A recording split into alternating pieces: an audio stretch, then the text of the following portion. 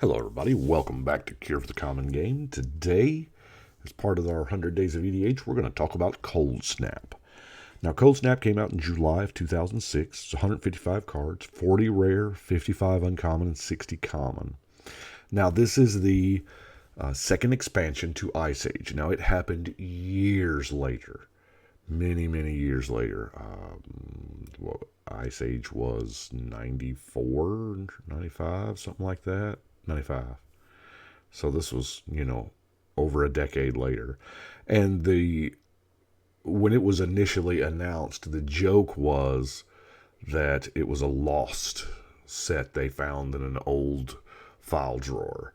And they got the wrong guy to do it, and it was not the joking guy that did it. It was Mr. Serious Guy, so everybody really believed it, so they had to finally come out and say, no, we designed this recently. Now, speaking of design, Coldsnap has the shortest design period ever.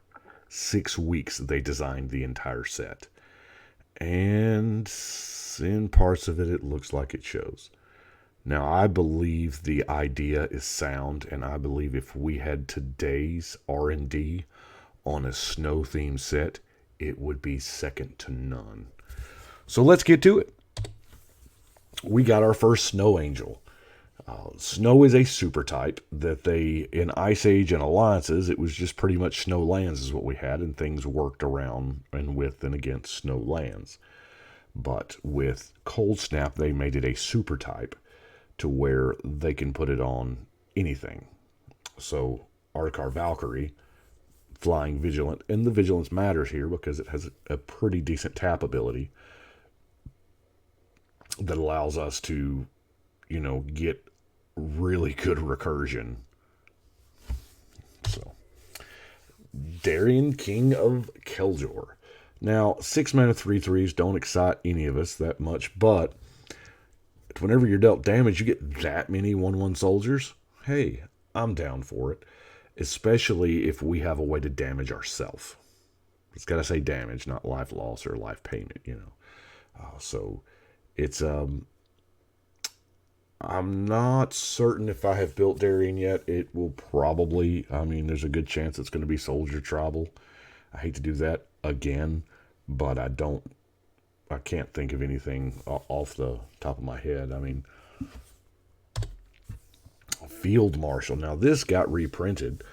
Speaking of the Soldier deck, this was the first time that we actually had a Soldier champion, if you will.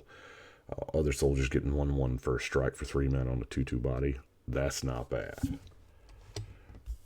Sunscour. Now, this kept up with Coldsnap, kind of modeled itself after Ice Age and Alliances, and Alliances had pitch spells, so Coldsnap had pitch spells. But the Coldsnap ones, you had to pitch 2 cards instead of paying the mana cost, which evidently is the right mix, because nobody wants to do that. Nobody has a problem ditching a card to Force a Will, but ditching 2 cards to Sunscour is a problem. Most people just pay the 7 mana. Arkham Dagson. Now, this was an old character. 4 mana 2/2. Tap. Target artifact creature's controller sacrifices it and may search his library for a non-creature artifact and put it into play. So you sacrifice your mirror token, although at the time that Coldsnap was printed, we didn't have a whole lot of mirror. We had, Mirrodin. But you sacrifice your mirror token to go get your, non-creature artifact. Nowadays, it'll probably be the Paradox Engine or what have you. Counterbalance. Now, y'all remember back in Champions of Kamigawa when we talked about Sensei's Divining Top? Yeah. Counterbalance. This at an uncommon, this has always commanded a hefty price just because of that interaction and cards like it. Now, granted, there are other cards that make it work, but Sensei's Divining Top is pretty much the chef's kiss of this combo. A Countertop was a deck forever, and in EDH, it's actually really good because we kind of have more converted mana cost slots that we're willing to play with the 6 and 7s, and sometimes 8s. So, and I've always loved that there's a guy in the red. Do you see it? Do you see the little guy? Yeah. Hadar Rhymewind Master. 5 mana 3/3. Spend 2 and tap it to bounce a permanent to its owner's hand. Now, you can only do this if you've got 4 more snow permanents. We don't have a whole lot of snow permanents in the game.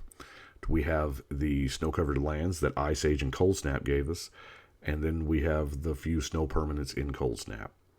Here again, I think snow done correctly and done with a modern design space, that set can be to snow what Unstable was to Silver Border. I really, really believe it.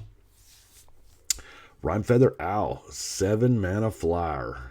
Power and toughness each equal number of snow permanents. Now this can get ridiculous. And if that's not good enough, you can spend some mana. By the way, that is the snow mana symbol. Any mana that you get from a snow permanent makes that symbol.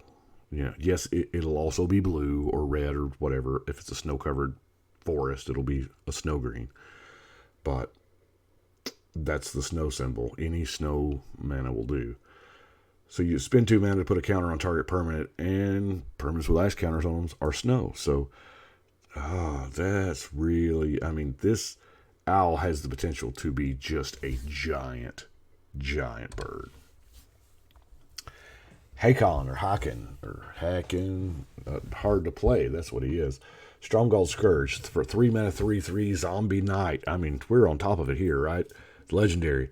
You can play him from your graveyard, but not from anywhere else. Long as he's in play, you can play night cards from your graveyard. That sounds really good. And of course, when he's put into a graveyard from play, you lose 2 life. Well, that last line is never going to happen if this is your commander. However, if this is your commander, we have an entirely different set of hoops to jump through. We've got to get him in our hand, or get him into the graveyard, or get him into play and then the graveyard, or whatever. We've got to get him into the graveyard. And then we're probably playing Black Knight Tribal, which there's not, a whole lot of. There's enough to make a presence, but that's why I haven't built him, is all of those cards that used to cheat him out of the command zone into graveyard or hand or wherever. I think I used them all up in Phage. Herald of Lishrak. Oh, God, this card is so good. Now, cumulative upkeep was a thing that Ice Age introduced, and it represented abilities that were so good that they were constantly taxing you, and the longer you kept them around, the more they taxed you. Well, this is a 2/4 flyer for 7 mana. But cumulative upkeep, you gain control of a land you don't control. Yeah, it's a net positive for a cumulative upkeep. So, this is why in Commander it's always good for everybody to have a different sleeve. So, because eventually, when it leaves play, of course the lands go back. They had to put that on there to, kind of to mitigate the power level a little bit. But it's the only way to deal with this is just to blow it up. I mean, really, because if you let it stick around and it just keeps stealing lands, 1 and then 2 and then 3, it doesn't take long to get that, to make it hurt. And especially if the player is, the Herald of Lishrak player is being very attentive to the color needs of the board, so they can steal, all of your blue mana, or, I'm going to take your Maze of Ith and your Homeward Path, and, whatever. It's a great card. A little on the pricey side, but you know what? We pay 7 mana for worse. Braid of Fire. Now, this one's got a funny story.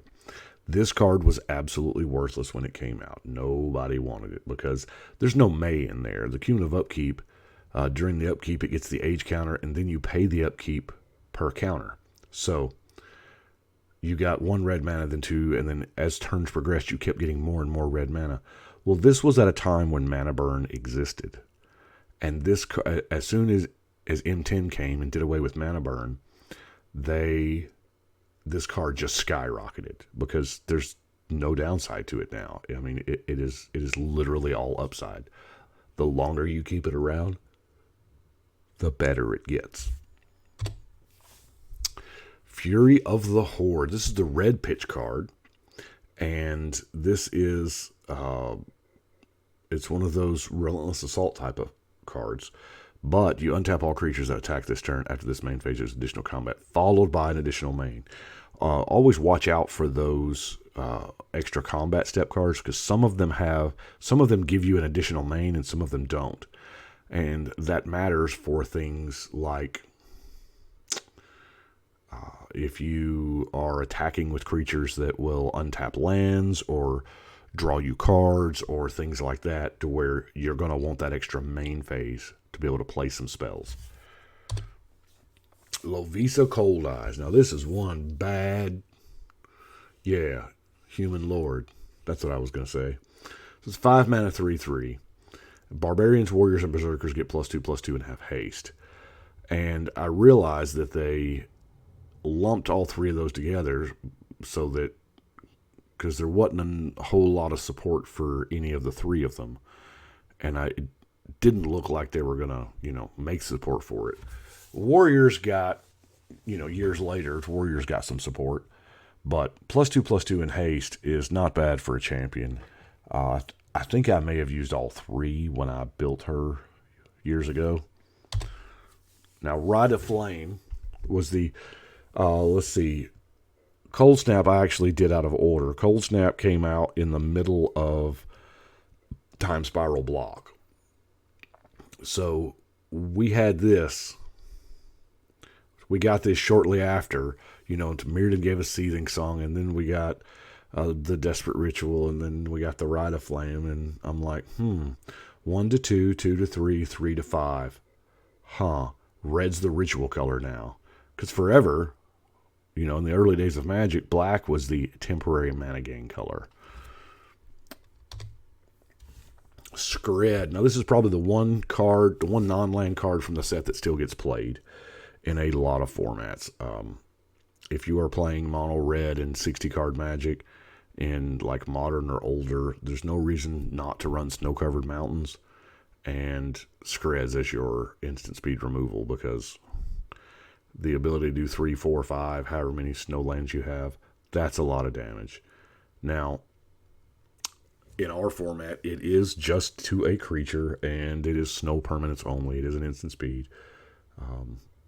And this card and this card alone is what breaks the blue is the most expensive color pretty much rule in Magic. We'll talk about it when we get there. Boreal Druid. Now, this is kind of the Llanowar of the set. It does tap for a colorless, but that colorless is snow, so because it's coming from a snow creature. So I use this in a lot of decks where I'm already using Llanowar Elf, Finhorn Elf, Elvish Mystic, and I just want the fourth one. So I got to have a Boreal Druid because I want that many 1-drops to produce mana. Brooding Sauron. Underappreciated, oh my gosh. A good friend of mine, Jimmy, he knows the power of this card. 4 mana, 4/4, which is not bad. I mean, it's right there where you want to be. But at the end of each turn, not just yours, each turn, each player gains control of all non-token permanents they own. So there's not going to be any creature stealing here. You're not stealing my lands or my enchantments or what have you. Into the North. Now, Into the North is an amazing land fetcher.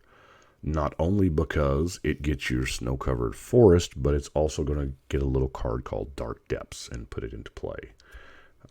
It does put it into play tapped. It's kind of a snow rampant growth. Oran Viper. Now this is a card.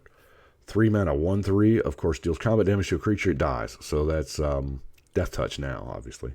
And then it deals combat damage to a player, you draw a card. So your opponent is in that conundrum of, do I block it or do I not? I don't want to draw a card, but I don't want to throw a creature at it that's automatically going to die. So it creates a good tension. I like it. It's a good card. Stellar artwork as well.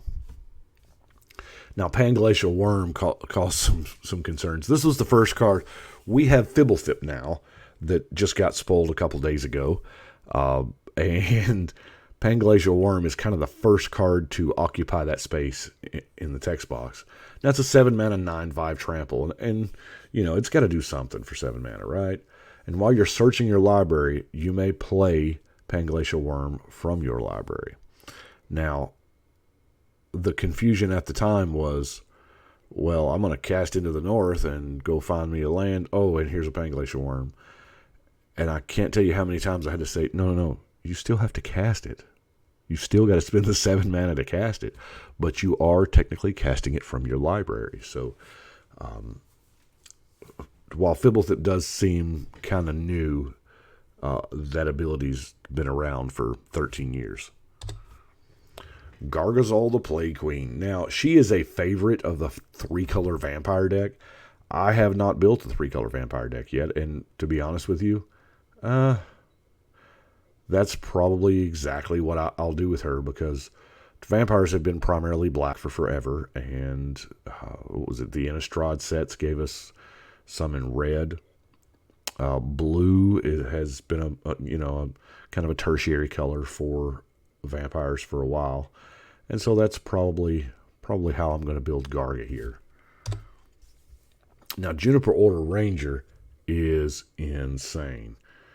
Whenever another creature comes into play to your control, that creature gets a 1/1 counter, and this guy gets a 1/1 counter.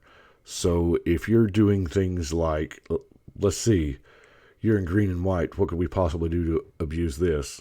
Tokens? Oh my gosh. Especially if you are, White Sun Zenith for 5, and it just gets nuts.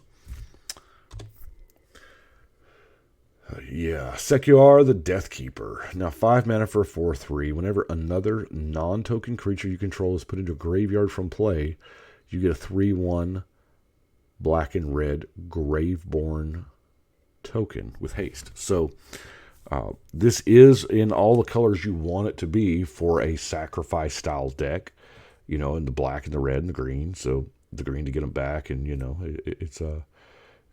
it's a really good color combination for that ability. Taminoa. Oh, I wish this was legendary so bad. Whenever a non-creature source you control deals damage, you gain that much life. Now, keep in mind, it just says deal damage. It don't have to deal damage to an opponent. You can deal damage to yourself. So my favorite thing to do with Taminoa was to stack in all the pain lands I could, because they say, deal 1 damage. I'm playing City of Brass, and I'm playing Carplusian Forest. What about it? Brushland. And, so you would, But there are obviously other ways, because you are playing red. Non-creature source you control does damage, so your Pyroclasm is a huge life gain spell, in addition to, and of course, since then, we have had a bunch of cards that just red deals damage. Always go back to the Star of Extinction and the Blasphemous Act and the, all of those type cards, but it's a decent card. Wilderness Elemental, I don't understand. Maybe it's the 3 toughness is what keeps it from being in more decks, but I have never seen this in a deck that wasn't mine. And for 3 mana, for a trample, your opponent's control. That's right. It counts all non-basic lands of all your opponents and adds them together. So that, this is, when I cast it, it's routinely 10 plus power. Now, Zero the Enchanter. This is one of those commanders that are, it will draw a little bit of hate when you show up to the board and you flip your commander over and everybody's like, oh, it's Zur. It's that deck. And we all pride ourselves on trying to build a Zur deck that's not that deck. But in everybody's mind, when you sit down with Zur, you're kind of guilty until proven innocent, because that ability is, you can search your library, when he attacks, you search your library for an enchantment with CMC 3 or less and put it into play. So you can automatically go get your Necropotence. You can go get This is white, blue, and black. I mean, all of your defensive stuff first. You can get your Ghostly Prison, your propaganda, whatever it is that you need at the time. And yeah, there's not a lot. Zer's really good. Cold Steel Heart. Now, the 2 mana rocks are something that, we've grown to appreciate more and more lately. And yes, it comes into play tapped, and you have to, hard lock in a color for it. But for 2 mana, that's not bad. I mean, there's a few better spells to play off your Soul Ring on turn 1, but Cold Steel Heart's the real deal. Now, Phyrexian Soul Gorger. Yeah, right? 3 mana for an 8/8 construct.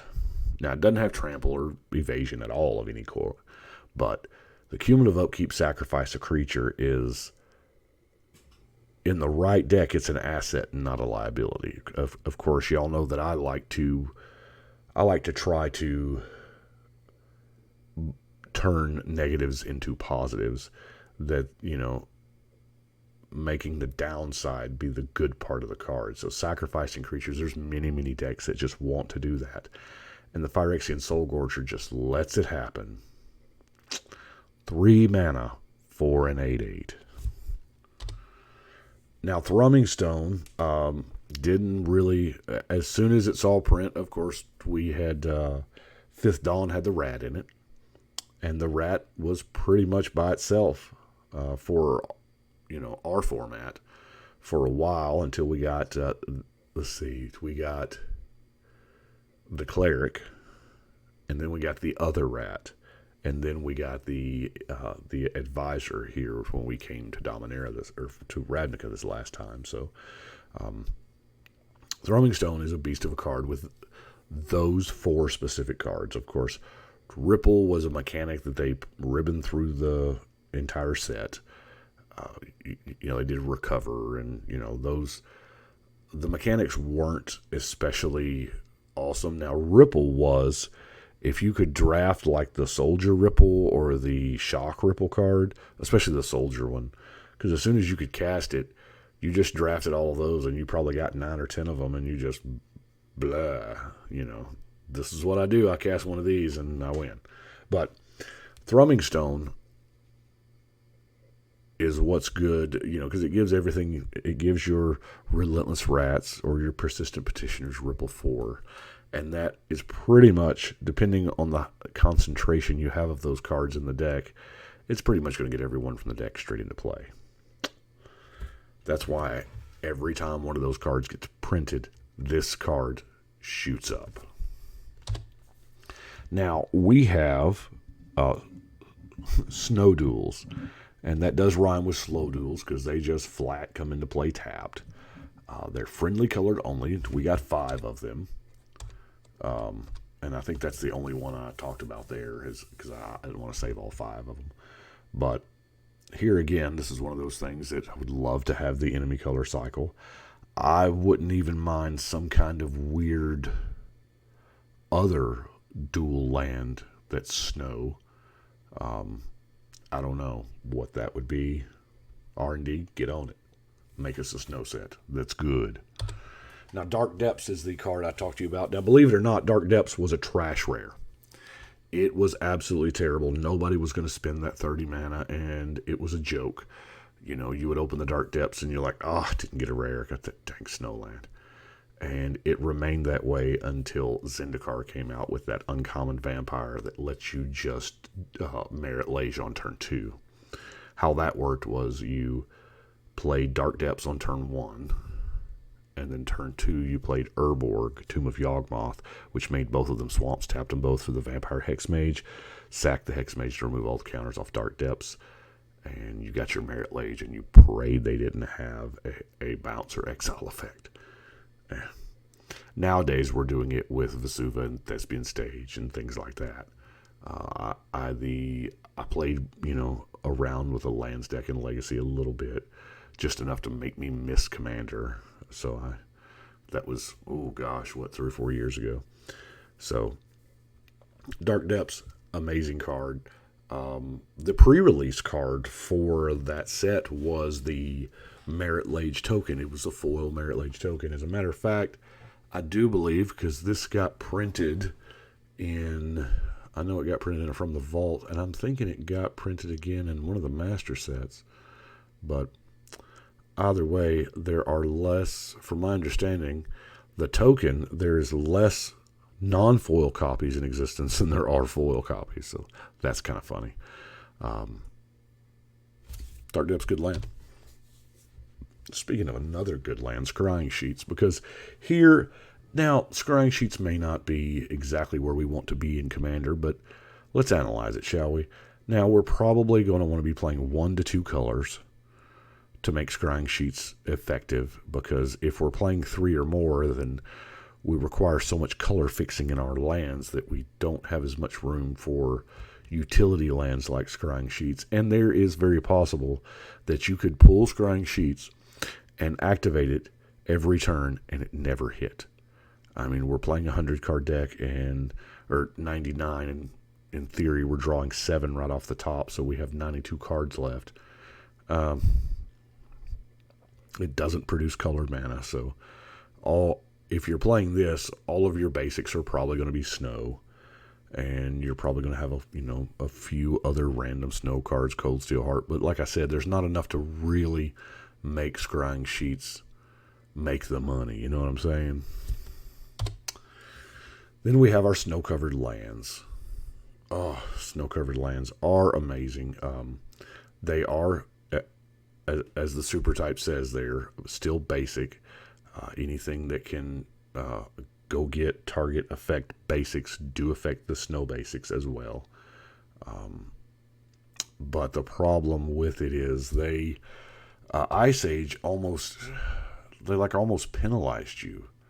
There was more negative snow-covered cards than there was positive ones. So this was the first time that we ever saw these being reprinted. They were printed in Ice Age, and the only way to get them in Ice Age was in that starter deck, and you only got like 3 or 4 in a 75-card starter deck. So one of these in every pack was a big deal.